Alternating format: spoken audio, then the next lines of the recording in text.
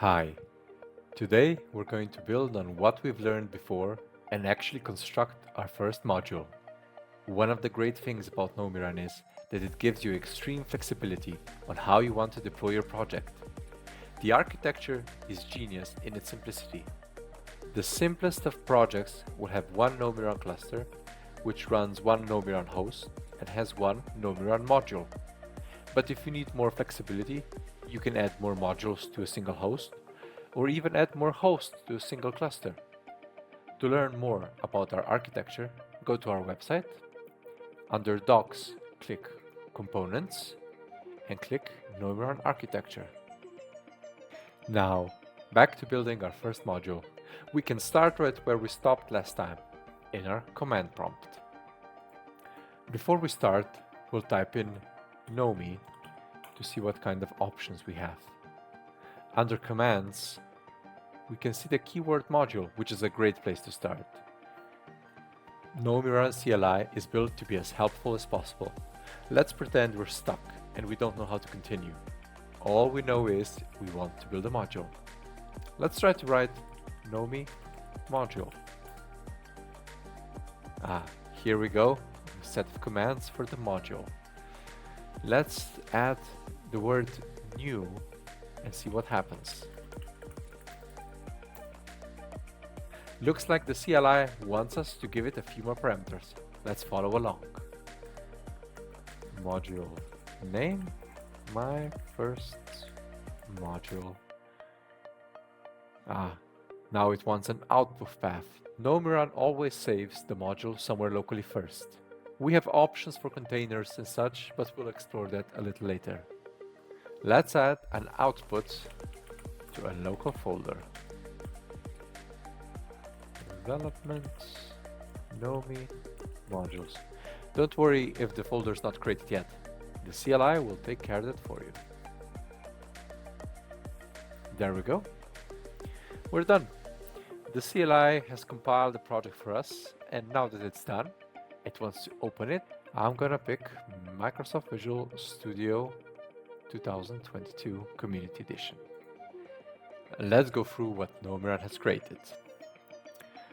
My first module always creates an extensions folder where the Swagger documentation is kept, an infrastructure folder, which is the largest part with the gRPC folder, and the HTTP API folder, and then we have a startup script which registers everything. This is not an executable project, but rather a class library, meaning it doesn't contain a main method or an entry point and it cannot be run on its own. Using a library has several benefits. It promotes code reusability by allowing you to share common functionality across multiple applications. It encourages better separation of concerns by isolating logic into distinct testable units, and it makes maintenance easier. Let's dive deeper into the controller file. This is an overly simplistic example of an API, which always returns the same output. Imagine that this is more complex and you're not sure this will work. I'll add a breakpoint and build the module in debug mode.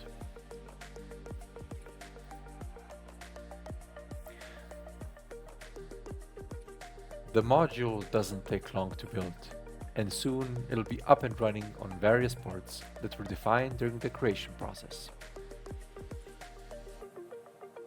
Windows Firewall has blocked some features, meaning that we've exposed quite a few ports and it's blocking them, so we always need to click Allow.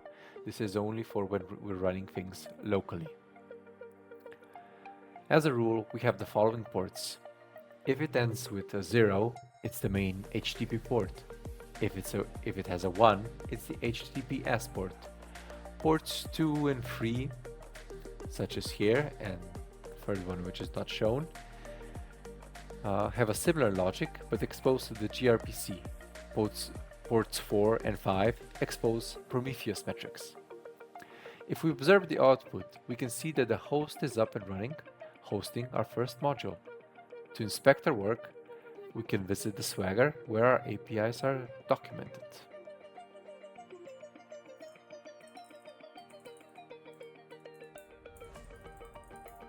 The default username and password is user and pass. These can be changed later on. Now if we open up my first module, we can see the controller we saw before. And if we hit try it out, then execute, it doesn't work. Why? Because we've inserted a breakpoint earlier. Now if we simply hit continue, go back to the Swagger, we can see that it worked out, and here's the output, my awesome action log. Besides the Swagger, we have a couple of endpoints already set up for you to use and are usually used in the Kubernetes health checks. So instead of Swagger, we can type readiness, startup, liveness, and metrics. Now metrics is the one that's not going to be on the same HTTP port, so we have to change it. And here we go. This is separate if you don't want to expose these, especially if you're running on a public server.